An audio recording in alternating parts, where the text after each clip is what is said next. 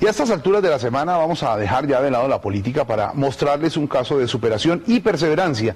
Siempre se ha dicho que en cualquier rincón del mundo se encuentra un colombiano haciendo un oficio insólito.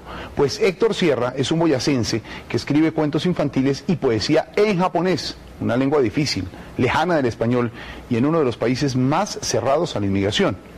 Pero ahí está, abriéndose camino y publicando libros. Lo más paradójico es que nunca ha logrado hacer lo mismo en su idioma natal. Darío Fernando Patiño lo encontró hace poco en Tokio preparando una exposición sobre otra de sus actividades, hacer dibujos con niños víctimas de guerras. El reportaje estaba guardado aquí, en nuestro banco, esperando una oportunidad. Y esa oportunidad ha llegado, ahora que sabemos que Héctor acaba de sacar al competido mercado japonés otro de sus libros. Este es un ejemplo de hasta dónde pueden llegar los colombianos que trabajan bien. Darío Fernando Patiño entra al radar. Héctor Sierra, ¿de dónde, Héctor?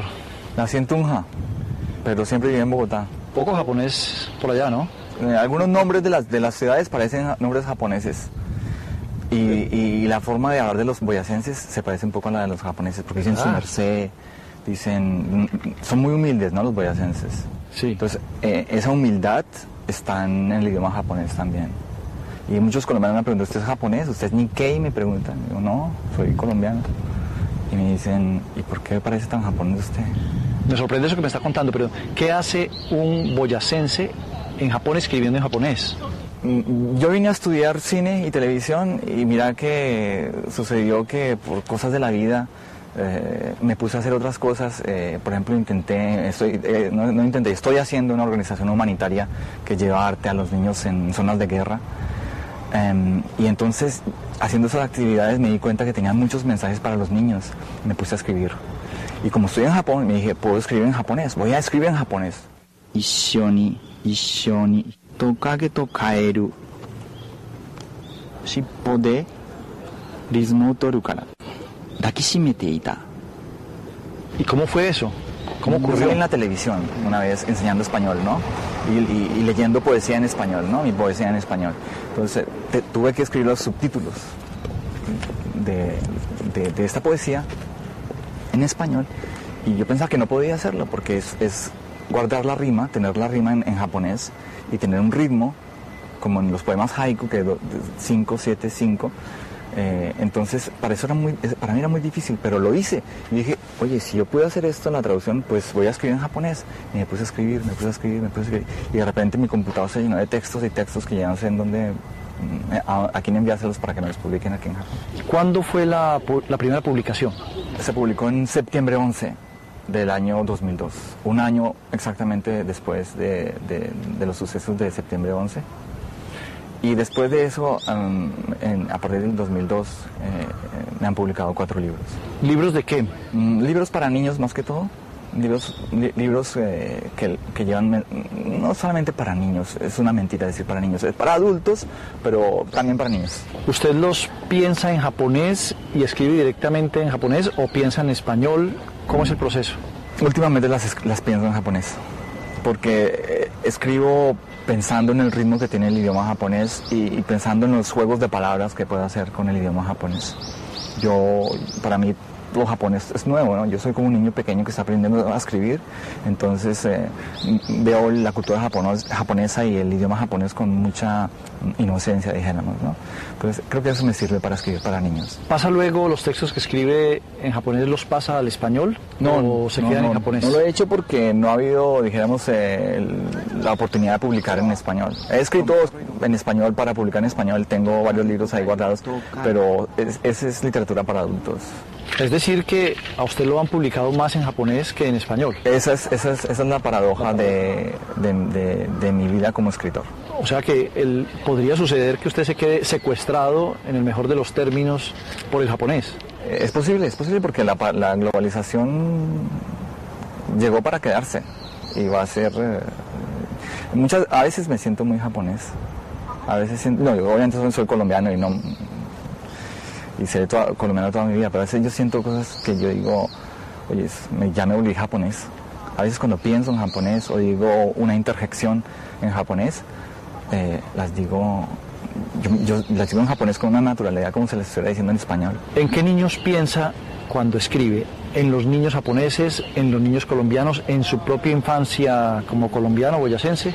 En todos los niños, sí. Pero usted me mostraba un libro que se llama Abrázame, que fue hecho, según me decía, pensando en los niños japoneses. Japón es un país maravilloso, un país pacífico, la segunda economía del mundo, pero sucede algo extraño, que las relaciones sociales, las relaciones humanas son muy difíciles, la gente no es cariñosa. Los padres tampoco son cariñosos con sus hijos, ¿no? Los hijos tampoco son cariñosos con sus padres.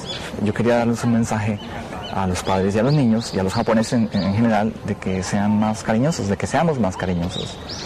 Y por eso escribí ese libro, para que los padres le pudieran decir a los niños, te quiero. Y los niños podrían decir a los padres, abrázame. Porque los niños en Japón son muy cohibidos, muy tímidos. Entonces quería darles ese mensaje. ¿Ha tenido usted alguna retroalimentación? ¿Ha sabido la suerte que han corrido sus libros en el mercado, en las librerías? Uno de los libros se publicó en coreano. Yo pensé que un libro es como un niño, ¿no? Que va creciendo. Entonces sentí que ya tenía un retoñito coreano. ¿Pero ha podido ver la reacción de los niños? ¿Ha visto niños leyendo sus libros? Sí, he ido a escuelas de Japón y les he leído mis textos. Y les he dicho a los niños que si yo puedo escribir esto en japonés, que no es mi idioma natal, ustedes algún día van a poder expresarse y escribir en otros idiomas. Así que les doy ánimo para que estudien idiomas extranjeros. Usted también ha trabajado con los niños en zonas de conflicto, para que pinten su percepción del conflicto, su manera de ver la guerra. De hecho, en este momento está haciendo una exposición aquí en esta Universidad de Tokio. ¿Cómo es ese trabajo? Yo estuve en Kosovo, ¿no? Y al ver la tragedia de Kosovo sentí que tenían que ayudar a las víctimas de la guerra, porque era muy difícil decir quién tenía la razón, ¿no? Y entonces, y sin embargo hay muchas víctimas de la guerra, y aunque haya paz en estos momentos en la antigua Yugoslavia, hay muchas tensiones. Y yo vivo en Japón, que es un país pacífico, sin embargo aquí hay víctimas, lo que yo llamo víctimas de la paz, porque, hay gente que no se siente parte de la sociedad, y entonces gente que se suicida. En Japón se suicidan algo así como más de 30.000 personas al año, que es una cifra récord. ¿Y por qué? Si Japón es tan lindo. Sin embargo, hay víctimas de la paz. Entonces, yo entendí que como artista, como escritor, yo debería junto con otros artistas tratar de ayudar a esas víctimas de la guerra y a las víctimas de la paz también. Y ha trabajado también el tema específicamente de la pintura, de hacer que los niños pinten. Más que todo lo que hice fue pintar con los niños en zonas de guerra. Y al pintar yo entendí que los niños necesitaban expresarse. Y eso es muy importante porque los niños en esta zona no tienen oportunidad de expresarse. ¿Y ha pensado en escribir para adultos en japonés? Todavía no me lanzo a escribir una novela, no. ¿Sueña con publicar en Colombia? Claro, sí. Pero no... Voy a ser más entusiasta en enviar mis textos, que no lo he hecho porque es muy caro enviar manuscritos. Pero debería hacerlo. Y como estoy alejado de Colombia, entonces no estoy en contacto con las editoriales. ¿Usted escribe en japonés, piensa en japonés, hace trabajos para los niños japoneses? ¿Se siente japonés también o se siente un extranjero discriminado?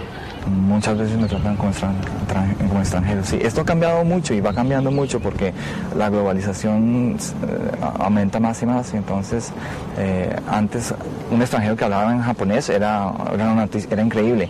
Ahora ya es normal que un extranjero aquí hable en japonés, y hay muchos extranjeros en Japón. Precisamente tiene usted un poema sobre el hecho de ser inmigrante, de ser extranjero en Japón.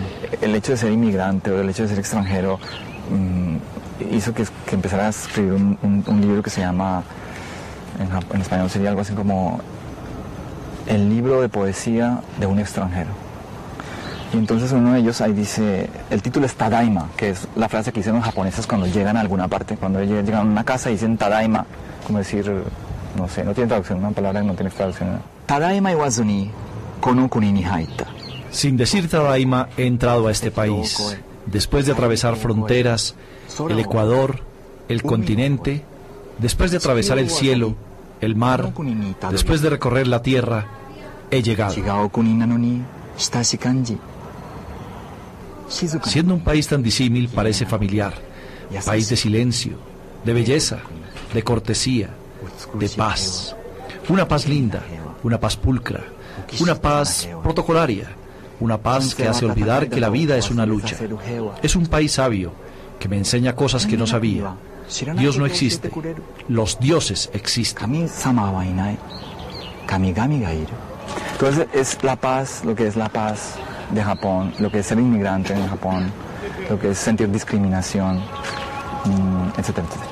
Héctor, pues evidentemente para mí va a ser muy difícil, imposible leerlo en japonés, pero espero leerlo en español. Ok. Muchas felicitaciones. Muchas gracias.